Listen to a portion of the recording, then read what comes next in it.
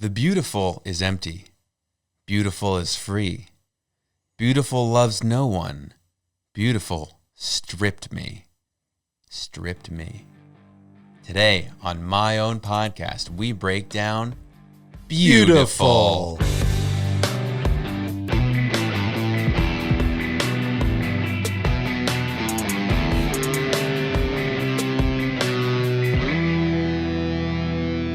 Hello, my friend. We meet again. Welcome to my own podcast, the only Creed podcast that we know of.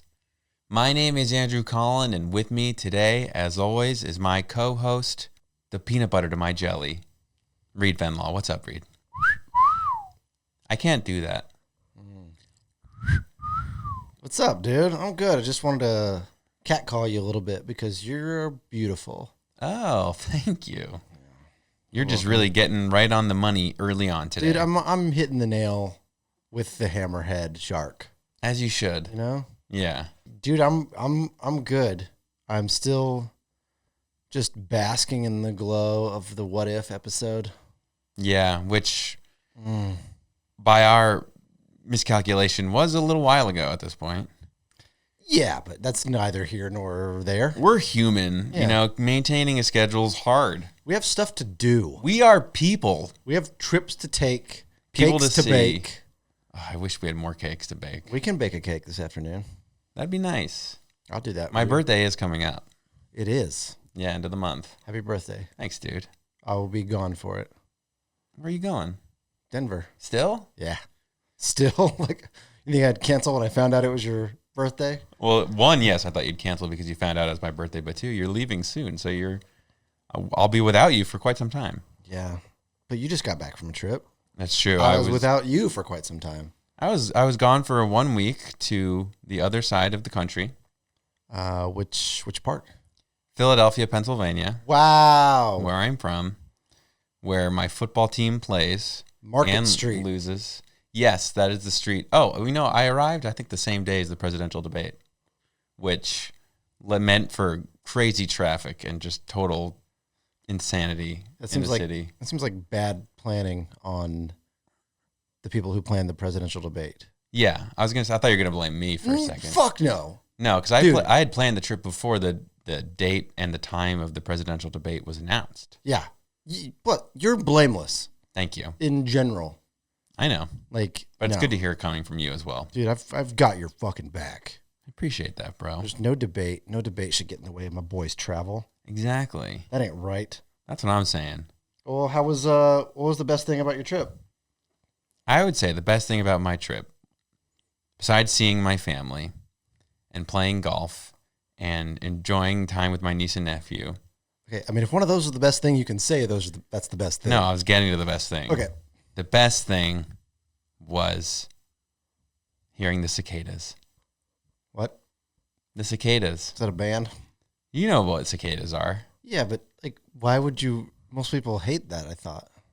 I don't know. I was just trying to think of something while I was listening to other things I actually enjoyed. Is there a heavy cicada presence in eastern Pennsylvania?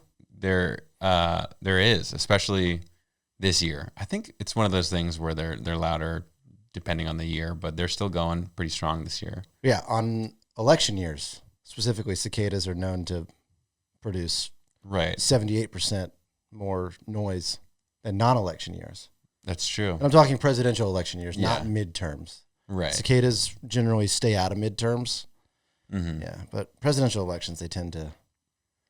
Well, I don't know if other people don't like it, but I always kind of enjoyed the sound. It just feels like summer to me, that sound. And I never knew what it was as a kid. I was like, oh, that's just like the sound of heat waves coming off the pavement. God, you were a dumb kid. So are you. You're such a dumb idiot. You weren't kid. any smarter. Dude, yeah, I was. Oh, yeah? I read the encyclopedias growing up, so I knew a lot. You didn't even know an encyclopedia, I bet. We did. You're too busy reading the fucking pamphlet of My Own Prison over and over again. I mean, yes, but between readings, I would study the encyclopedias. Tell me one great fact about the country of Albania. This is the beginning of the encyclopedia, so I hope you have something. They're the world's leading exporter of ass whips. That's not true. Yes, it is. Look it up. Okay. I don't want to look that up on my internet. You ever heard the phrase, the saying, Albanian ass whips? Yeah, maybe I have. It's because they're known for it. Okay, well, look it up. I'm just going to have to defer to you on this one. Put it in your search history. Don't be scared. All right. I'm going to have to go into private browsing mode for that one. Well, all that said, Reid, as you know, I'm slightly brain dead. I got in last night very late. Took a nap before we recorded, but I don't know if that's helping or hindering my ability to think critically right now. Let's find out. Okay, well, the good news is we don't have to think too critically because we're dissecting less lyrics than usual here. But the song today is beautiful, as we covered in the intro. And I don't know about you, but I didn't have a large or specific association of, I didn't have a lot of memories associated with this song. It's one where I had to think about, what does this one sound like? Especially because sort of like Unforgiven, when it comes to beautiful, maybe I just wanted to sing James Blunt's version? Yes. That's his name, right? Yeah, dude, I'm with you. Yeah, beautiful. Every time I just see the name of the song, the title of the track, all I can think of is James Blunt singing just that very breathy and like soprano, maybe. You're beautiful. Yeah. Does he have any other songs? Are you kidding? Is he the one that goes, "You had a bad day"? No, that's Daniel Powder. No way. I swear to God. Daniel Powder? Yes. Why? Okay. James Blunt I'm having like a little bit of an existential crisis right now. James Blunt did have a bunch of other good songs. Well, my association with Had a Bad Day song is like one of the seasons of American Idol. They would play You Had a Bad Day every single time and a contestant was eliminated. And that just sort of that seemed like kind of like a douchebag move. Like, oh, you got eliminated. Your chance of $1 million record deal's gone. Guess you had a bad day. That sums it up. That's pretty rude. Yeah. Other James Blunt songs. Goodbye, my lover. Oh. Goodbye, my friend. Oh, that makes me think of the Office song. Yeah. Or the Office episode where Michael just keeps playing the that preview. over and over. Yeah. We also had High. That nothing. Fucking high. Man, no, I don't. Nothing's coming into my brain. I know our next podcast. James Blunt. It's going to be called Putting It Bluntly. Or what about like lighting a blunt? Ooh, yeah. Lighting the blunt. Yeah. Bluntly. Bluntly lighting the blunt. I kind of like yours better, actually. Thank you. Well, unfortunately, James Blunt is not our topic of conversation today. Darn. Yeah. But do you have any preconceived notions about this song? No. Yeah. To be honest, be honest. Like once I listened to it again, obviously I remembered the song. Right. But I feel like this is one I mostly skipped over when I was first listening to the album. Mm-hmm. Like I know it. I know the chorus. But I don't have anything associated with it because maybe I didn't really like it. I don't know. Maybe it made you feel self-conscious because you're not beautiful. Yeah, it probably made me feel really bad about myself. Yeah. Because my parents every day when they would wake me up would be like, just a reminder, you're our ugliest child. That's often what happens to the middle child. They're reminded of their deformities. Yeah, which there are many. Yeah. But no, I don't really have any association with this. I'm guessing you don't, judging by your lead-in. No, I don't. Like, as I alluded to, I think this one was sort of a song that, when it's referenced, I don't really have a memory associated with it, or I'm not even able to like recall offhand which song it is. But it goes to say I don't think it's a bad one. No. And we'll get into that. I guess there's no better time than the present. I'm game. Okay. So since we are two people with uninteresting things to say. Dude, we got plenty of interesting things to say. We've said nothing interesting or insightful. But we will. Hopefully. And I've also got a pretty nice conspiracy theory about this song. You do love conspiracy theories. Dude, yeah. You have a lot written in your laptop on a folder marked "Do not read, please." Stop FBI. reading that. Oh, sorry. Stop it. FBI, get him. Hey, FBI. Okay, so let's dive into the first set of lyrics. Verse number 1. She wears a coat of color, Loved by some, feared by others. She's immortalized in young men's eyes. Would you like my thoughts? That's the premise of the show, yeah. Oh, that's what we do. Right. Okay. Yeah, I mean, I'll be honest, some of these lyrics, I'm like, I don't fucking know. I'm just taking my best guess. And I have a feeling that there's not much out there on this song. Not a ton. It's just going to be us slinging ideas back and forth. But I think She Wears a Coat of Color is just to begin painting the picture of this woman as like not black and white, but she is loud. You notice her. Mm-hmm. It's she's grabs your attention. Loved by some, feared by others. I think that's a big personality that's just not for everyone. Mm-hmm. Like a lot of really attractive and or powerful women are perceived, I think. And then immortalized in young men's eyes. I just think dudes be putting hot women on a pedestal. And yeah, it was really profound.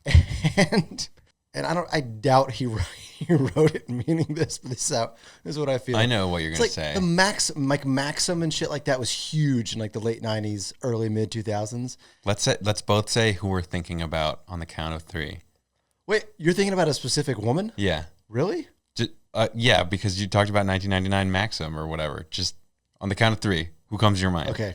1, 2, 3. Denise Pamela Richards. Anderson. Damn it. Oh. I really thought we were going to connect there. I think I moved on from Pamela Anderson in 99. Moved on? Yeah. I think like I was real into Baywatch because of all the boobs in the like mid 90s. Well said. Once again, profound. But it's a very honest episode. And then I think I was on to Denise Richards because of the movie Wild Things. Oh, yeah. And she has that threesome scene with Neve Campbell and I think it's Matt Dillon. I don't know. You ever seen that movie? I don't think so. Oh, it's a pretty good movie. Yeah. But is it because of the boob factor? Yeah. Oh, okay. Yeah. Okay, so you think this is a song that Scott Stapp penned about Pam Anderson? Okay. Yeah. I'm going to stick with Denise Richards. Okay.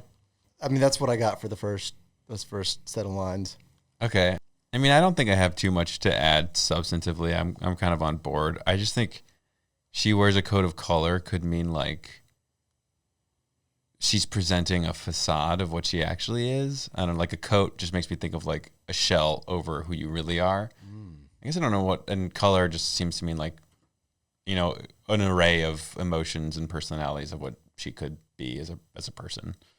Okay. Loved by some, feared by others. I kind of agreed that like it's probably a person in the public eye or that's developed some sort of reputation in their community, and some love it, some think it's cool and admirable and sexy maybe, and some are not so into it. Are you into it? Are we talking about Pamela Anderson? Yeah. Yeah, why not? Cool, me too. And then she's immortalized in young men's eyes, make me think of similarly like preteen perverts, not necessarily them, but just people that like kind of build up an image of who this person is in their lives, and they like put her on a pedestal thinking like they're perfect when in reality they're also human, and in some cases could be even a shitty person behind a beautiful mask. I agree. And I think that's kind of like the overarching theme of this song that's pretty well captured in the first couple lines. But moving on. Let's move. Lust she breeds in the eyes of brothers. Violent sons make bitter mothers. So close your eyes. Here's your surprise. So I think specifically the use of the word brothers is just to signify that like this is a woman who can make every male desire her, even like brothers in the same family. And I also think this lyric is implying that she is at fault or causing it. It says she breeds, like lust she breeds in the eye. Like she knows what she's doing. Violent sons make bitter mothers. This one was a little confusing, but I think it's saying that lust can poison young men's brains and make their mommy feel like she did a bad job as a parent because of how they look at and think of women. Yeah, I think that line is a little strange, but for some reason I sort of think about how there's like a perceived relationship or tension between like mothers and their daughter-in-law, and there's like, I don't know, like in media and stuff, there's always like, you're ruining my baby boy. So I just think it's about how bitter mothers are just like old school moms with a thought of what a woman should be, that are like, well, your sex is ruining my son. And it's like, kind of like, wait, what? Yeah. Your sex is ruining my son? I don't know. I think there's like just that like old connotation that mothers think they have like the perfect boy, and that they think like a woman who's less than perfect is like somehow ruining their son, when it's like their son making shitty decisions on their own. So yeah, I just kind of think it is about like mothers who see the shitty aspects of their son come out when it comes to like women, and they blame women, and they're bitter for it. Okay, I mean, I can see that. I think mothers want to believe they have a perfect boy, and that they're being corrupted by these sirens. Yeah, exactly. But the whole time it was us who was bad. Yeah, I know. I'm not saying that this is like a truthful belief that like I was pretty terrible. Yeah, I know. We've crappy person. You and I have done some terrible things. Nothing that bad. So close your eyes. Here's your surprise. Close your eyes is typically something you say when you're like giving someone a gift, like a good. I was just about to say, maybe he's handing somebody a present, and the surprise is the present. Or you're showing them something really gross, like close your eyes. Here's your surprise. I'm squeezing my like testicles. Why does your mind go right that way? I don't know, because like a gross. It could have been like tube of toothpaste, like a gross bro prank or something. Like close your eyes, then like open, and I'm like squeezing my nuts. Look, it's a little bird. My brain. You're looking at brain, cat brain. But I really think this line is just setting up the chorus, honestly. I think so too. As a standalone line, like it's kind of impossible to get any meaning out of it, other than I think it's just setting up the message of the chorus.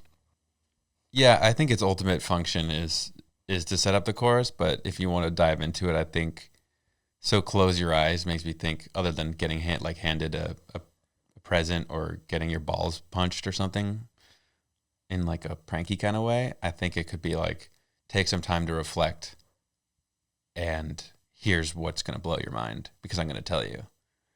Because I think the surprise is what he's about to say, because the first stanza is all about being infatuated with somebody that you don't really know. Mm-hmm. And then I think the surprise is his message of the chorus, which is the beautiful is empty.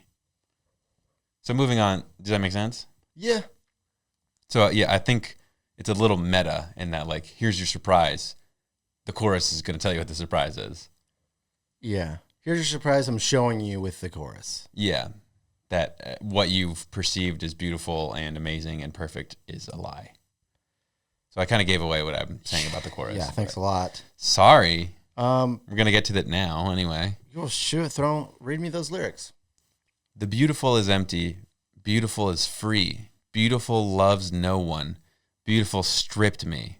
Stripped me, stripped me. She stripped me. To me, saying like the worldly values, like looks, don't really mean anything. Hotness. Beautiful's empty. Bodacious bodness. Yeah, all those bodacious bods, like Denise Richards in the Pamela Anderson hit too. Film Wild Things. Yeah, that's was it Wild? Yeah, Wild Things. Sorry, my mind went to Where the Wild Things Are, and those are completely different. Not as sexy of a movie. Not as sexy. Still sexy. Not as sexy. You're going on a list for saying that. Yeah, the really fun list of sexual predators. Fun list of people who think Where the Wild Things Are is sexy. Keep me out of that list. The monsters, bro. The monsters. Monsters aren't sexy. Yeah, they are. Beauty's in the eye of the beholder. That's true. So, okay. Yeah. I think saying worldly values like looks don't mean anything. Beauty is free to take in, and it's everywhere, even further like decreasing its real value. Beautiful loves no one. I think saying beauty makes people get wrapped up in them, only themselves, and how they appear, how they're perceived. So it really doesn't have love for anyone other than I guess you could argue the person who is obsessed with it within themselves. And then I think the stripped part, I just took that as like beauty, aka a woman, kind of like took over his mind, dominated his thoughts, his life, affected the way he lived, and stripped him of his confidence and self-worth, probably. So not like stripped him of his underwear. I mean, probably Made him go streaking around the quad. Probably that. Yeah. Do you think that's what it's a literal thing? I think it's about the time he had to go streaking around the quad and got his butt slapped by various members of a fraternity. That's fair. Yeah. Can I also tell you because we encountered the word the first time. Can I tell you my conspiracy theory about this song? Okay. Read the first line of the chorus again, please. The beautiful is empty. Okay, that's good enough. What if? Oh, God. He's not saying empty. He's saying the letters M-T, Mark Tremonti, and this song is about Mark because he's the most beautiful member of the band. And Scott was maybe having a little issue with him. Although I'm guessing the song was written by both of them, which would immediately shoot a hole in that theory. But every time I listen to it, I sing beautiful is M-T. Is that how you came up with this insane hypothesis? Just from hearing MT in your mind? Dude, you know what? The way that my brain works is none of your business. I mean, I guess you might be right, because I think the lyrics were penned by Scott. Ooh. I just don't think that goes with the rest of anything we've been talking about. All I'm saying is, like, in studio, like listening to the album version or a live version, he could totally be singing MT. And no one would ever know, and it could be just like Scott's little ha-ha, fuck you to Mark. So you're, in this theory, is Mark the she? Yeah. So because that's probably another stumbling block that you have to kind of put back together. Because as far as I know, Mark is a man and identifies he, him. Can I just say that this theory is not correct? Oh, okay. But it's one that I like to entertain in my mind because I'm like, what if it's like just Scott's little like fuck you to Mark? I mean, maybe She Wears a Coat of Color isn't talking about Mark, but the she is the product of Mark's artistry. Ooh, yeah. See, that's a good way to support your hypothesis without being like just a total moron. Well, can I do it? You got to think abstract here. Can I support it that way and by being a total moron? Yeah. Okay. Okay. I choose that. I choose both. Well, stepping off the insanity train for a second, I sort of think your first analysis was correct in that he's ultimately saying that beautiful and likely beauty on the outside and pleasantness to look at is pretty superficial, and that it fades and that it doesn't really mean anything, and that putting so much emphasis on beauty. Did you say pudding? Like num. Like, no, you got to stop thinking about the pronunciation of every word. Oh, I'll shut up. Okay. No, not pudding. Like pudding. But putting so much value in beauty is a misstep in how to live your life, because it's ultimately not an indicator of who someone is as a person, and it's not valuable. You can't really gain anything from it other than maybe like a boner. But other than that, it's meaningless. And let's not discount the value of getting boners. I'm gonna discredit it. Okay. Discount it. I'm not. I like getting boners. So. And then I think he's alluding to some interaction he had with a beautiful person, or some situation where he put beauty before everything else, and that kind of left him in a shitty scenario. Whether it stripped him emotionally, it hurt him in different kinds of ways, maybe made him a worse person or left him off in a worse scenario.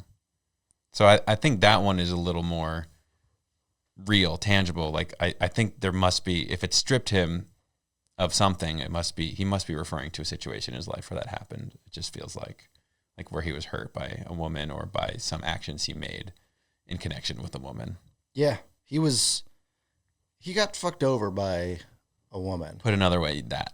And this is his venting about it. But I also think there's like some self-recognition of like how he fucked up. Yeah, I don't think it's. That's why I was hesitant to use like fucked over, because it feels like it's on him too. Yeah, I think it probably he felt fucked over, and then now he's looking at it when he wrote this through like a little bit of a wiser lens. Well said. And sees that it is cool, man. Beauty's not all I thought it was then. I felt really fucked over, really, really involved with this person who didn't see me as anything other than like just a fucking number of person in the population of the world. Right. That made sense. Yeah. Yeah. So he dated Pamela Anderson. Or Denise Richards. Right. From Where the Wild Things Are. Okay, so moving on to the last verse. In your mind, she's your companion. Vile instincts, often candid. Your regret is all that's left.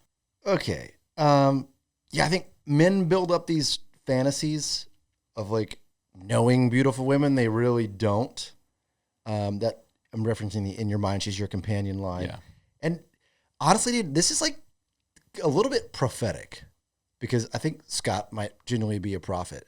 Like, look in the comment section of any of like the Instagram thirst trap models, and it's all these like, you're in there all the time. I'm in there, yeah. Yeah. I'm in the fucking mud, dude. I'm in it. I'm in the sticks with these guys, my boys. But like every comment is like these sad guys that are like, oh, I love you, baby. I can't wait to treat you so right. Those are so gross. And like, oh, I would treat you better than anyone has ever treated you.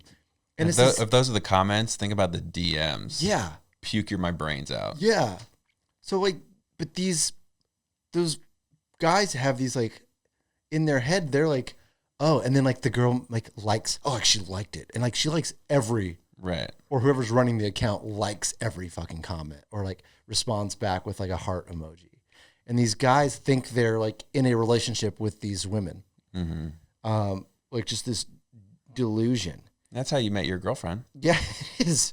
Yeah, she kept commenting on all my posts. Oh, yeah. Saying like, do you know how good I would treat you, daddy? And then one day I was like, hey, do you want to like. There's a post of you at like an improv show. Yeah. And like your hair was wild and your shirt was ripped. And she was just like, I would laugh so much if I came. Yeah. And then now she does. Yeah, she's great. Yeah. So sometimes I guess it works. But not for in the reverse. But it made me. The thing is, it actually could work for a girl if it was reversed, because just psychology is different. Yeah, men are fucking freaks. Yeah. But like, it's like truly kind of prophetic, I think, because that's what it made me think of. I don't think it's isolated to like just social media though. I think even at the time, like in movies and other media, it's like people, and I don't think it's just necessarily women, but it's people idolize these icons that are hot and sexy, and they build them up as like, oh, I would be friends with this person. And Pamela Anderson and I, man, we would have such a good life together. When in reality, like, you'd have a terrible life together. Probably. Or a pretty average life together. Yeah. You don't even know her, bro. Because like, how are you going to navigate the relationship with her son, Brandon? Like, he's in his mid-20s. And what happens when that biopic comes out 20 years later, Tommy and Pam and Tommy? Yeah. And how do you deal with that? I mean, you probably just watch it together. Oh, okay. You're like, vile instincts, often candid. This one is a little weird, but I think he was saying like that sexualization of this woman in his case, or these women, is unspoken, but known. And like mostly men are taught to hide this. And what I mean by that is, I'll just go back to my analogy with like the Instagram comments of like, oh baby, I would like really what those guys mean is like, I want to have so much sex with you. I want to play with your boobies and your butt. And it's like, but we're taught to like not say that. And it's like disguised under false pretenses. Like, yeah, those like very crude animal instincts we're taught as humans, like both men and women, we're taught to kind of temper them. So I think that's what he's saying. And then your regret is all that's left. And you're saying it just leaves this whole process and letting yourself go there mentally with someone just leaves you empty and full of regret that like you're leaving in the end with nothing real from it. Yeah. I think I agree with what you said, although I think, the vile instincts often candid is almost the reverse. It's like people are outspoken about these things they want to do with celebrities and to celebrities and icons. Like, oh man, I would totally just do her. And so that's why I think like people are like, would say these things about icons that are like kind of vile and disgusting, but they're willing to say them about famous people. Okay, so you're interpreting that as that because people are speaking candidly. Yeah. Okay. Especially, I feel like back in those days when shows like were like Baywatch were just like hypersexualized. Things still are, obviously, but I just feel like it was weirdly acceptable to be like, oh, I'd bang her on the street if I had to. Dude, that would work if you said that to a girl. I don't want to say that to anybody. Okay. Yeah, maybe don't. But in the end of the day, I think when you act on these instincts about beauty and about sexualization, all that there is left is to, bad decisions. You shouldn't make any decisions based on just like superficial beauty things. Okay. I can get on board with your candid meaning too. It's not, I think I maybe overcomplicated that line in my head. Maybe. I mean, it just vile instincts I think we agree on, but it's just often candid is weird. Yeah. Okay, well, agree to disagree. Okay. Idiot. She told me where I'm going and it's far away from home. I think I'll go there on my own. I think it's just signifying, like she told me where I'm going, that he was allowing this woman to be in control of his life. Yeah. I don't know if it's specifically referencing a physical place. In fact, I don't. I think you're going to Chili's now. Dude, I need an awesome blossom. Let's go. I need Southwestern egg rolls. Oh, no, I was just making a joke. Oh, you got me excited. Sorry. Okay, I got to refocus. Yeah, I think home and it's far away from home. I don't think he's talking about like a physical house, but just far away from like who he is as a person. The Chili's is 1.5 miles from the house. I want to go. No, I was continuing the bit. I'm done. No, keep going. With the podcast. Okay. I think he's realized that he's better off not being led astray by this woman. And that if he's going to be led astray, he's perfectly capable of doing that on his own without her. And he will be able to do it again because there are other maybe less destructive vices in life than obsessing over or putting on a pedestal a beautiful woman. Like gambling. Yeah, like gambling. Motocross. Gambling on motocross? No, just two different ideas. Okay. Yeah, probably. I feel like motocross could be healthy. It's a good vice. Yeah. I agree with what you said. I think she told me where I'm going is like she's dictating how I'm living my life. And it's far away from home. I think just means not number of miles from the Chili's, but just how far and different it is from the way he was previously living his life and the way he was previously making decisions about his life. And then the last line, I think, is a realization that he can make these decisions for himself about which Chili's to go to, Dude. How many miles away the Chili should be, and what sort of decisions he should make with his life. You know what never leaves me empty? Southwest egg rolls. Yeah. It fills me up just right. Well, I sent you that video, or I forgot to send you that video that Chili's is blowing up and it's getting really successful. So, more successful than like fast food. Were you just about to try to have a conversation with me about a video that you forgot to send me? Yes. Okay. That's fucked up, man. Sorry. That's some like CNBC. That's some like weird, like gentle gaslighting of like, the one I wasn't meant to send you. You almost made it sound like it's my fault that I haven't seen it, even though you forgot to send it to me. I mean, you should have probably. Dude, you're empty. Seen it. You're free. Well, that's the last lyric. Is there anything else that you want to say when it comes to the meaning of the song? Yeah, I mean, to me, this one's like it's a little bit veiled, and then other parts of it are very straightforward. Mm-hmm. Like it's kind of it's an interesting song in that regard, and that we've done some other songs where it's like, man, every little line or couple of lines is like a metaphor you have to unravel. Yeah. And there's others, it's like, okay, this is the whole thing straightforward. And this one's like, it's a little bit of both, but clearly about like heartbreak. I think it could be from an actual thing, or it could just be like singing about an idealistic woman that he doesn't know in real life. But just that like this situation is all too common. Yeah. Or it could be about Mark Tremonti. Because beautiful is MT. Right. Well, we're going to shelve that one and not discuss it any further. Or like its own spin-off episode? Yeah. Okay. We'll totally do another episode about it. That's awesome. I'm ready.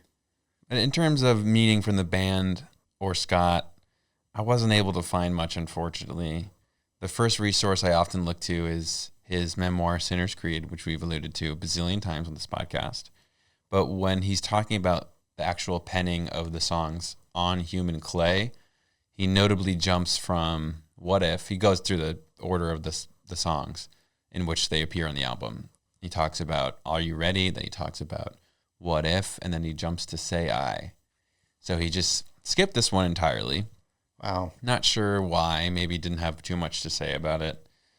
But the only thing I could infer from his discussion of the other songs is that thematically they deal a lot with how he was frustrated with how people perceive him as a public figure without really knowing him.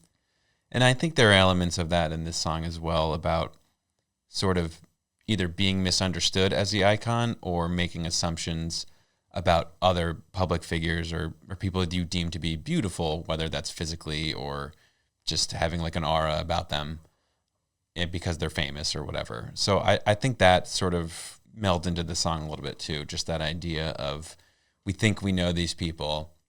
We have preconceived notions because they're beautiful or because they're famous or because they've said this, when in reality, we don't know them as people. But, you know, acting on those beliefs about who they are will lead you misguided because you don't truly know them. Did you feel like you knew Pamela Anderson via Baywatch? As a child, I feel like I did not. Okay. Other than that, she was an attractive woman in the general zeitgeist, pop culture. Okay. I feel like I knew Denise Richards pretty well. What did you know about her? She was hot. There you go. She was a very popular actor at that time. Categorically falling into one of the perverts that the song talks about. And like, you know, she was always very nice about hearting my comments. Oh, wow. You've continued following her to this day, it sounds like. Do you know she had her own reality show? No. I started a petition a while back to bring it back, but it didn't catch much traction. What was the reality show? What was the premise? It was just like her life and the really good descriptor you're giving. The struggles of it's called Denise Richards. It's Complicated. Oh, sounds appealing. Yeah. Off the bat. Yeah. It was only on for 2 seasons. There were 17 episodes. Shoot. I know. So 2008, 2009. We can watch it together if you want. Yeah, we'll watch that after you watch Scream 3. And that other movie about what was the movie that you were talking about from a couple weeks back about the kid in college? Dead Man on Campus. Yeah, we'll watch those. We still will not watch that. Yeah. We said we were going to. Maybe we should watch it separately. We don't really watch movies together. I don't think we ever have. No. We should. Why not? Have a movie night. Ugh. Well, anyway, when I can't find a definitive answer from the band, sometimes I like to scour the internet and YouTube comments to see what kind of moronic things people have said themselves. This should be wholesome and correct. Well, one of the first things I found was on like a website called Song Meanings, and it was just posted by like Chris12458, posted 23 years ago. And he essentially was just saying that this is about a man being betrayed by a woman. So he kind of took the literal route, which I don't totally know if that's accurate. I don't think so. I don't think so. I mean, maybe Scott's obviously singing and writing from his own personal experience in some degree, but this doesn't feel like about a specific woman or Mark Tremonti. Chris12358, if you are listening, and I'm sure you are, 23 years later. I'd love to know if your thoughts have changed on this song. Yeah, email us. Just let us know, man. Yeah. My own podcast@gmail.com. Perfect. And one of the other comments I found that I particularly loved, because it was in all caps and had 14 thumbs up, was like, this song is about pornography and being addicted to it. And maybe it is. Honestly, that makes more sense than Chris12358, I think. Maybe we should get that guy on the podcast. But I also think that person might have just been feeling some personal guilt. Or have their own agenda. Yeah. Yeah. Yeah. Because there's a lot of that on Creed songs. Like, Jesus is the life, the way, whatever the rest of the expression goes. Jesus is the way, the truth, and the life. That no one one comes to the Father but through him. Yeah, something like that. God, why? That stuff is burned in my brain. As it should be. I don't know why I said that. I don't either. Well, that's kind of all I have for Beautiful, unfortunately. That's okay. So I guess we'll just rate our songs, and then I have one little bonus segment we'll do after our rating. Great.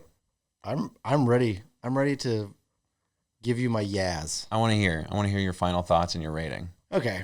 I'm sure you can guess by my answer to if I had any associations with this song that it's not one of my higher ranking Creed songs. I do kind of appreciate the message, which I hadn't given any thought to before, because I think I only really knew the chorus. That said, it's not really a memorable song for me in the catalog of Creed. Again, we're rating these 1 to 5 yaz, and in the vacuum of Creed songs, not all songs that have ever existed. So I am going to give Beautiful by the band Creed 1.5 yaz. Oh, okay. It's a little low. Final answer. There you have it, folks. That's one of your lower scores, I would say. It is. I've rated one song. I rated Sister 1.25. Okay. This is down there with one you don't seek out, for sure. Yeah. This is one that I have some similar sentiments about. I don't think the instrumentation on this one is as powerful or as interesting as other ones. I think it's kind of missing that unique Tremonti sound, and it's just like a lot of power chords with heavy distortion in this one. It does make for that kind of head bobby repetitive stomping kind of progression in the verse, which is kind of fun, but ultimately I just don't think it's one that stands out. The one part I do like, I do like the bridge. I think that's fun. It's a fun sort of pitch change, and it just feels it feels like you're being elevated out of a darker kind of previous sound. It's all kind of negative, and then She Told Me Where I'm Going comes, and it feels like you're kind of being lifted. So I think that part is probably my favorite, but the part at the end of the chorus with She Stripped Me, and they repeat that over and over, it just feels like kind of generic-y rock that isn't super stimulating. So I have some good things to say about it. I did like analyzing the lyrics with you, because honestly it's one where I would never have thought about them. And I think it's kind of deeper than I would have previously imagined. So that's kind of cool. And I do like how he talks about how a lot of songs they talk about talking to you, but I feel like this one's unique. Maybe it's not. Maybe I'm just thinking of it now, but it feels unique in that he's talking about he's talking to you about how you should behave, and he's also talking about his own past experience. So it feels like a freaking sermon he's giving. Yeah, so it's well rounded in the perspectives that it is written from. I think that's sort of interesting. But after Are You Ready and What If, I just feel like this one comes on. I'm like, oh yeah, this one. And it does not hit me the way those two do. So if I was to give it a rating of 1 to 5 years. You have to. Okay. I think I would settle at 2.5. Andrew with the 2.5. Okay. Because I also think it's, even though it's definitely a filler track, I think it's stronger than some of the other filler tracks on Human Clay, but definitely doesn't rise to the awesomeness of the singles and the other standout filler tracks. This is the first track you've given 2.5. Oh, out of 14 tracks. Yeah, this feels right in the middle for me. Yeah, that's fair. So there you have it. That is our final thoughts on Beautiful. But before we get out of here, I did want to continue our saga of the formation of the band. I thought this might be a shorter episode, so it could be a good time to delve more into the history of the band. Delve.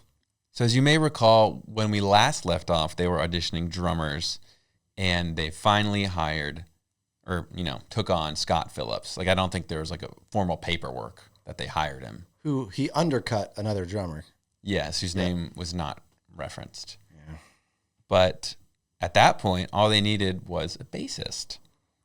So they had tryouts, and initially, early on, they thought they found their guy. Scott said he had waist-long black hair, he loved death metal, and he was good at playing some riffs from Slayer songs. So Scott thought this guy could give them kind of a metal, darker edge in a good way. Was it Flea?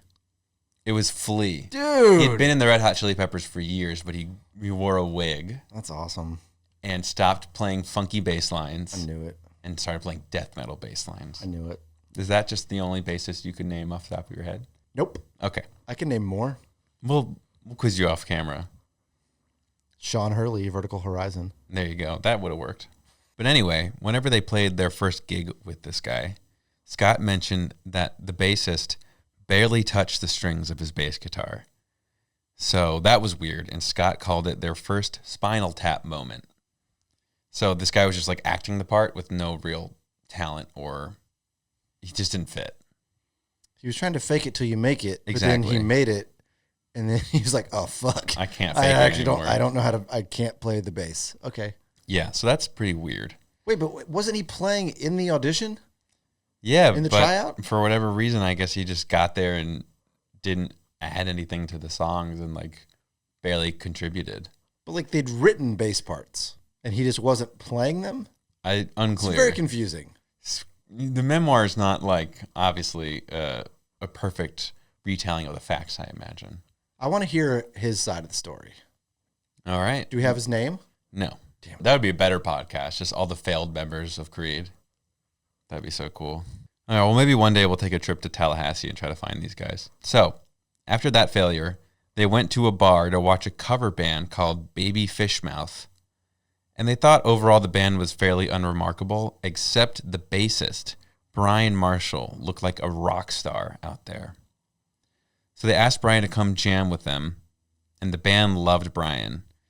But the problem was Brian was already making good money with this cover band. Scott and the gang could really only offer him the hope of future possible success. So it wasn't much in terms of monetary value right off the bat. But Scott had the thinking that Brian was truly an artist and that he was going to get sick of playing cover songs and needed to write his own music and sort of be his own musician. So Scott said Brian took a long time to commit, but after they continued to play together, Brian committed, and at that point, Scott knew that they had something special going on. They were four like-minded brothers with the same goal, and he felt like they were family. Aww. And then this fact isn't as much for the audience as it is for you, but I thought you'd want to know. Let's go. That at this time, Scott mentions that Mark was a cook at Chili's. Hell yeah. Scott was a cook at Ruby Tuesday. Love that. Scott Phillips was selling razors at Remington in the mall. Okay. Quality razors. And Brian was finishing with the cover band. What do you mean? But they were all like-minded brothers. What do you mean finishing? Like he was leaving them? Leaving them. Finishing his final gigs? Yeah. I wonder if that band is still around. Baby Fishmouth? Yeah. I looked them up. I couldn't find anything. Darn. I'm not even sure who they were, like what band they were covering. What a very 90s American sounding group of people. You have Scott, Mark, and Brian. No more intriguing than that. No. Or no more unique than that. No. Just the most plain white names you can think of. Well, that's cool. That is a fact that I did not know. Yeah. So the next time we dive into the history of the formation of the band, we'll talk about naming the band. Because there were some names before Creed that didn't sit so well.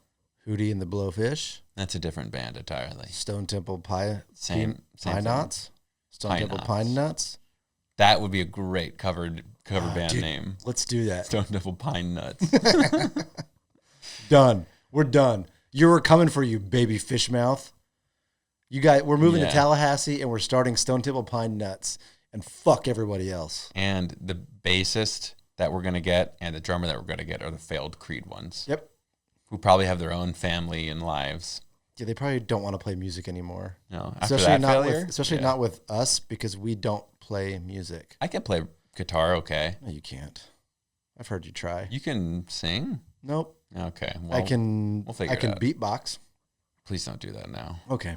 Next, we'll do that on the pod where the spin-off episode where we talk about how this song is about Mark Tremonti. Yes. Okay. The unreleased episode that'll never be released. Well, it'll be released. We'll record it and I'll release it. Okay. I can't wait. Okay, Reid. Well, all that said, I think it's time that we make our escape. Let's go there. Thank you. For my own podcast, I'm Andrew Colin. I'm Reid Fenlaw. Goodbye. See you in the future.